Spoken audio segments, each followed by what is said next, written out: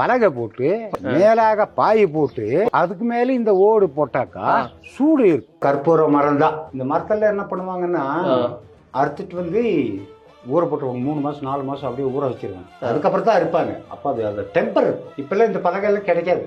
ஆனா 200 வருஷம் பழமையான வீடுங்களா இதெல்லாம்? இல்ல அதுக்கும் பழமையான ஜாஸ்தி. குளிர்காலத்திலேயே ஒரு சூடு இருக்கும்.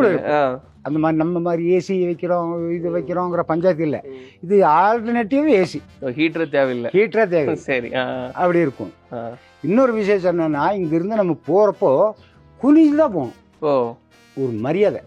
அதுக்காக தான் அந்த தாழ்வா இருக்கும். படி உயர்த்தி கம்பீரம் காட்டக்கூடாது.